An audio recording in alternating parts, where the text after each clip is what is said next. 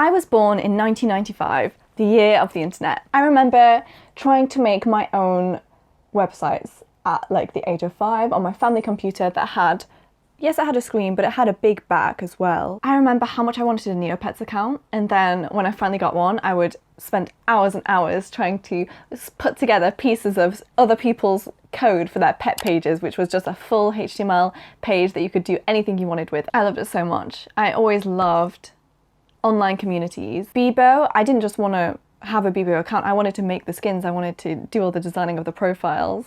Same with MySpace. It's never been enough for me to be content with just consuming. I've always wanted to create as well and contribute to communities. And I think that's a lot of why I'm a YouTuber, because I saw other people making videos and I was like, how can I just watch this? I need to make them myself as well. On a side note, did any of you actually play Neopets? Because that game was just great. They had a whole section on it teaching you how to code HTML, and that game, the audience was, I know it was college students, but a lot of people who were playing it, myself included, were like under 10 years old.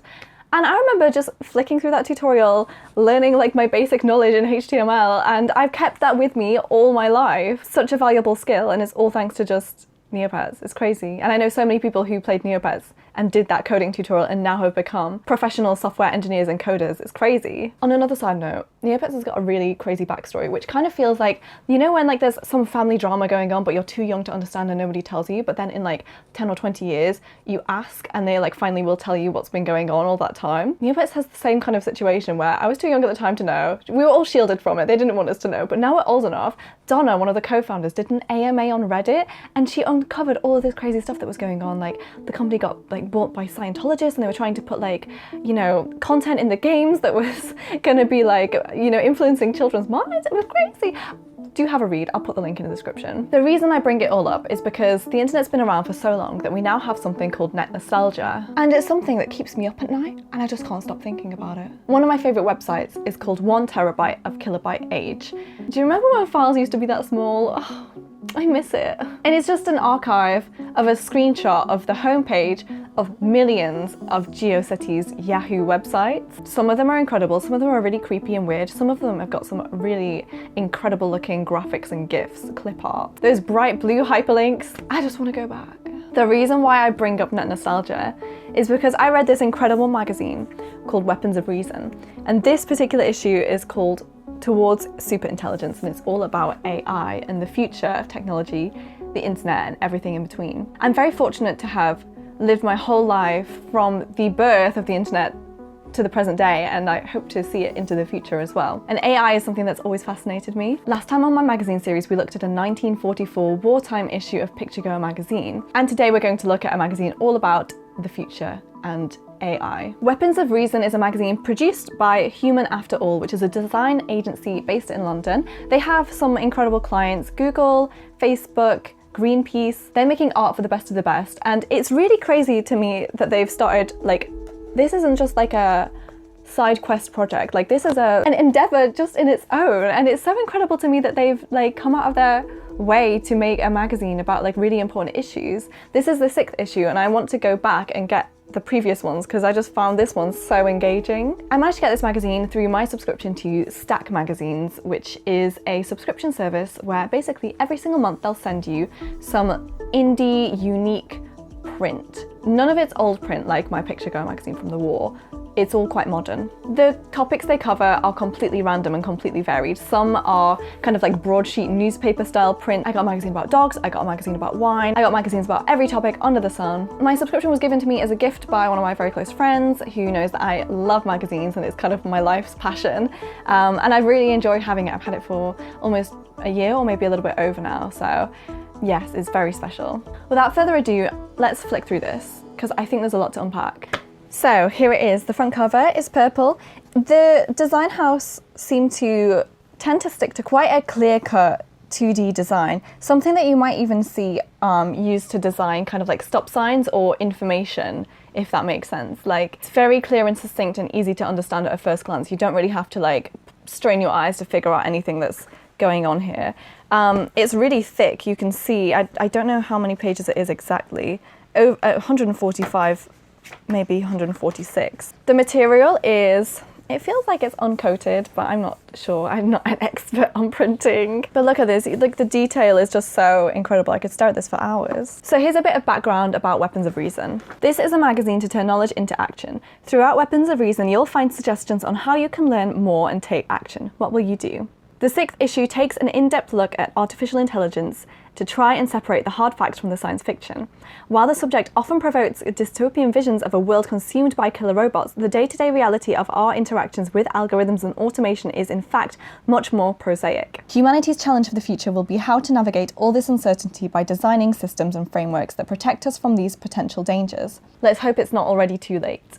Now, the magazine is split into, I guess, 3 parts: the past, the present, and the future, which I think is a really great way to break it down, because while AI is so modern, it does actually have a past. And apparently, artificial intelligence has its root in the Enlightenment, during which a new theoretical framework was built to explain human thought. It wasn't until the 20th century that technology had advanced sufficiently to finally put these theories to the test. Here's a page talking about Moore's law. Semiconductors are unusual technology. By making things smaller, everything gets better at the same time. In 1965, Intel CEO Gordon Moore predicted that processing power of computers would double each year. He later revised that prediction to every 18 months, which still holds true today. And you can see in 1960 compared to 2050 is huge. And in 2010, computers achieved the same level of processing that a mouse brain also contains. There's a really cool visual spread here all about the history of AI, because it kind of begins in 1914 here, when Spanish engineer Leonardo Torres y Quevedo creates the first of many chess-playing machines able to play limited endgames without human intervention. And now I shared this magazine on my Instagram story, and I shared this one particular part, which was in 1921, the word robot was coined. Czech playwright Karel Čapek introduces the term robot in his play Rossum's Universal Robots, derived from the Czech word robota, meaning forced labor. Робот обозначает машину, выполняющую функции разумного существа. В самом звучании этого слова робот, работарь, рабочий вы мгновенно воспринимаете и смысл, и цель. Somebody replied to me who was Czech, and they said that robota actually means just labor, not necessarily forced, which is interesting. If you're Czech as well, do you agree with what my follower said, or do you agree with this magazine's interpretation? This spread goes all over 2 pages. It's fascinating. And in recent news, you might remember the whole Alphago situation with Google's Alphago technology. It's like a chess bot, but not for chess, for a game called Go. And it's typically very difficult for robots to actually be good at playing that or beat humans, especially the expert players in the world. However, in 2017, Alphago managed to beat the world champion at Go. I wonder if we have a resignation here. It could be that Lee Sedol has resigned. Yeah, Lee has. I'm getting word Lee has resigned. Yes. So, as you said, I believe a couple Lee, points behind after it's the a pity. comment. I would have liked to see the counting.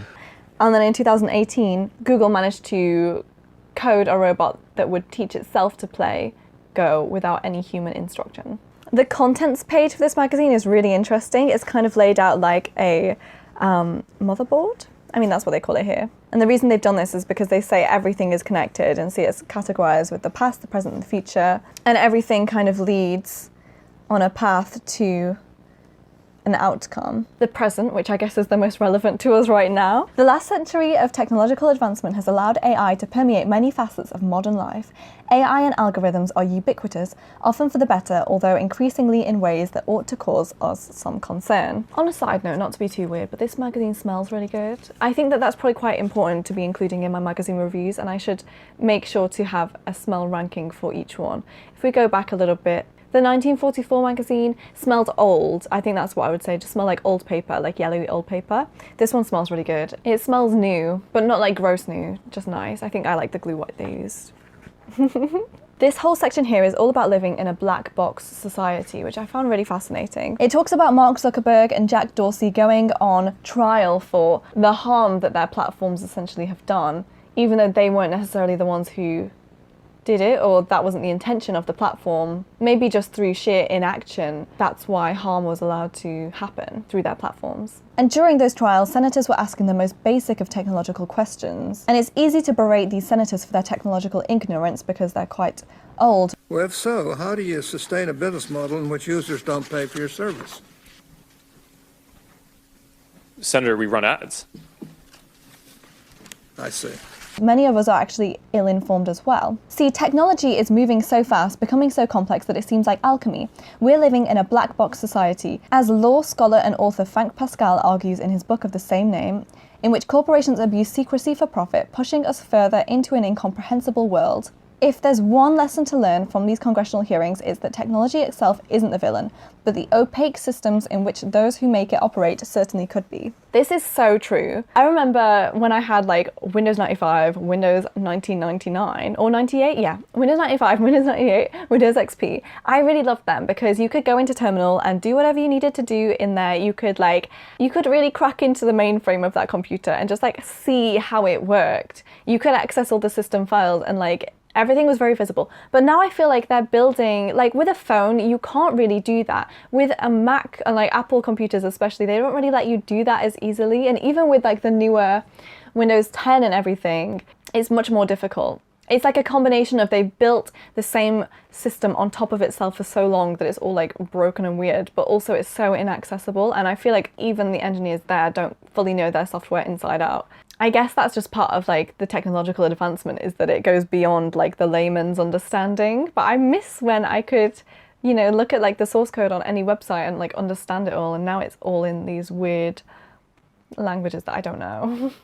This point here really resonates with what I'm trying to say. As artist and technologist James Bridle wrote in his book, New Dark Age, if we do not understand how complex technologies function, how systems of technologies interconnect, and how systems of systems interact, then we are powerless within them, and their potential is more easily captured by selfish elites and inhuman corporations. It's so true. Like this stuff, I can't stop thinking about it. It's fascinating. This chapter here talks all about robots and AI and healthcare services. And they've got this little infographic here. One GP sees an average of 62 patients per day, but there would be an equivalent of 1,400 extra GPs in England if just half of GP admin tasks were handled by AI. They also talk about love and AI in this section, and it brings you onto the Turing Test, which is the famous test in which a robot has to trick a panel of judges into making them believe that it's a real human they're talking to and not a robot. Here's the conversation, which managed to apparently beat the Turing Test. It kind of doesn't fool me. Like, I feel like this panel of judges was maybe not that smart. Oh, that's rude. I shouldn't say that. Maybe they just weren't. I don't know. Questions from the judges. How tall are you? My height is about 160 centimeters. It's 5 feet 4 inches. How heavy are you? My grandfather taught me not to disclose non-solicited information about myself. Like on the question, do you have a watch? Never tell time, but answer yes or no. I always follow his advice, and I forgot to ask you where you are from, ... What is your gender? I'm a young boy, if you care to know, and not very ugly, by the way. What are you aware of at this moment? I would rather not talk about it if you don't mind. Could you tell me what are you? I mean your profession. How old are you? I'm a little boy, 13 years old. What are your qualifications? My qualifications? I'm not going to tell you. Ooh, anything else? Like, this is like talking to Smarterbot. Do you remember that? Or Smarter Child? What was it called? It was on MSN. I remember talking to Smarter Child all the time. He seemed just like a very sassy boy. But that chatbot is called Eugene Gustman. Look at this beautiful artwork. It's all about chipping parties, the latest trend among Scandinavia's tech community. Could these biohackers and transhumanists be coming to you to implant a workplace near you? And this chapter talks all about certain office places which basically chip you, so you can like open the doors and stuff and keep track of yourself a little bit better. And everyone did it consensually, and they all really like it apparently, but it is a bit like that.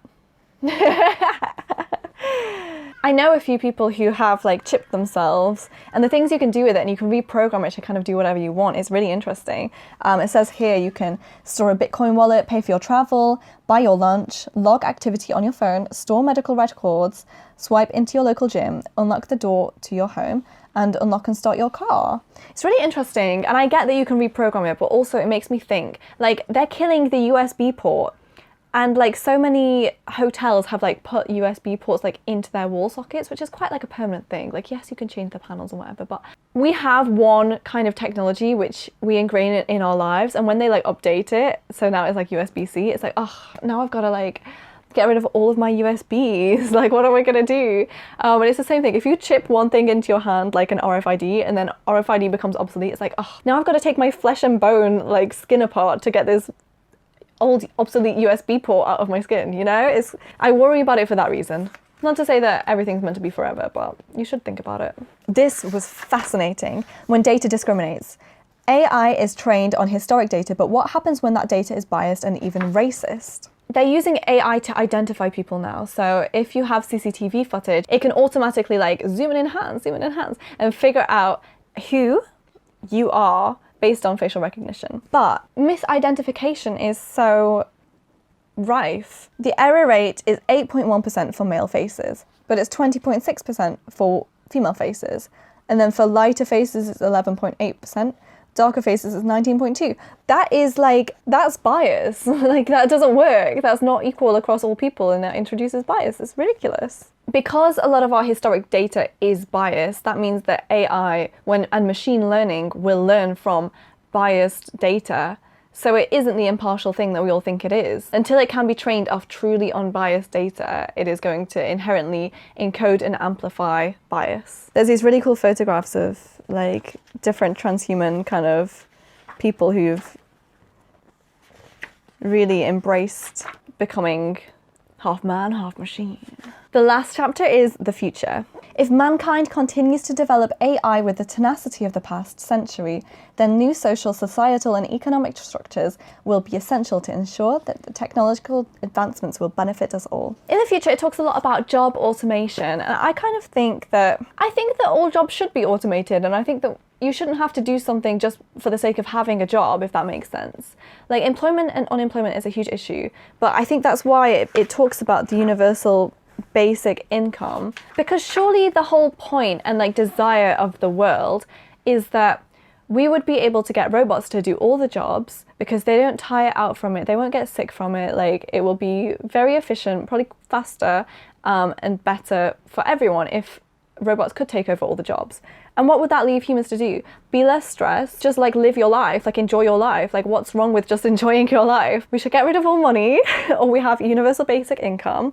You can feel free to pursue your passions and your hobbies. You can like live less stressful lives. You can live older because you're less stressed out. Like I don't get why people are clinging on to like, oh, we just need to like make sure that the robots don't take all the jobs. They should take all the jobs. Why are we doing them? If we have the technology and we're holding on to it for the sake of like, I don't know, like capitalism, like that's pointless. Is it ever gonna change? Do you wanna see something fun? Here's the share of global wealth. 1% of people own 27% of the world's wealth. 10% of people own 55% of the world's wealth. And then the bottom 50% of all humans own just 12% of the world's wealth. Fascinating. They also talk about that famous moral machine experiment. Via an online game, MIT researchers invited people to make the same kind of decisions autonomous vehicles might soon have to make. These are the results. So essentially, you put a self-driving car into a predicament. It can either hit an old man or a little girl. Who's it going to choose? But it can't choose to not do either. It's like the trolley experiment, which basically checks if you'll take action to spare more lives, or you'll do inaction and the course of nature will take its path and it will kill probably more people, but you didn't act. Ugh, I'm not very good at explaining it. It's showing who it's most likely to hit. So the large red circles is most likely to hit, and then the large blue circles are the least likely to hit. So least likely to hit is a stroller, a pregnant woman, a girl. A little bit less is a doctor. Boys, about the same size as girl. Executive male. But then most likely to hit is cats and dogs. What? Awful. Criminal. Old woman, homeless person, large man. Like, look at that. Very interesting. Here's a kind of graph showing the curve of AI and the technological singularity. Once we develop AI with general intelligence, it will be able to improve itself exponentially. Dave Boynerband did a really good video about heading towards the singularity and like artificial general intelligence, and he explains it really well, and it's really fascinating to watch. But you see, computing development, about 2050 they say, as early as, could be the point of no return, and then it's just literally exponential. Like as soon as it has AGI, it's like 0 to 100 and then 200, 300, 400 in like milliseconds. It's crazy. Now at the back of the magazine there's a glossary talking about all of the different terms used, and then there's all the contributors. It was edited by James Cartwright, art director Mike Andrews, producer James Pullen, creative director Paul Willoughby, and there we go. What a good read.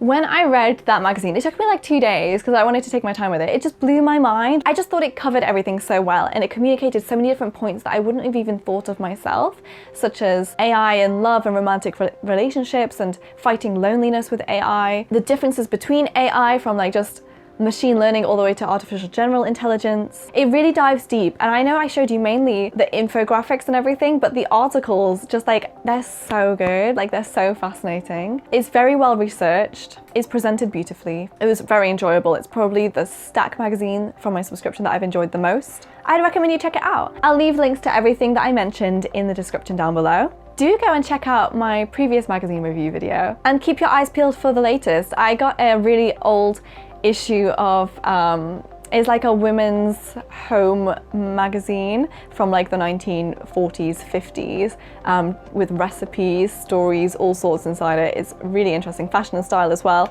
I might do that one next. I'm really excited to see what is inside. If you want to see more of these videos, do subscribe and do ring the bell. I have to ask you, it's part of the YouTube rules. I won't say it again. You just have to do that, like that's part of how it works now.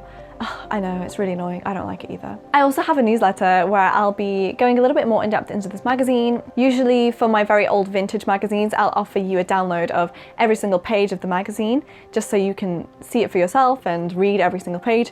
Because this is a new magazine, I don't want to get in trouble. These people are still alive and can sue me, so I'm not going to be doing that. But I can share with you a few extra thoughts of mine through my newsletter and my blog. Please sign up to that, and also you'll hear about every new video that comes out from me. It's a lot more reliable than YouTube subscriptions or hoping that it'll just pop up in your feed. As we know, algorithms are untrustworthy and not to be meddled with, so what more of a convincing argument do you need? Thank you so much for watching. I really hope you enjoyed this video, and I look forward to seeing you next time. Bye!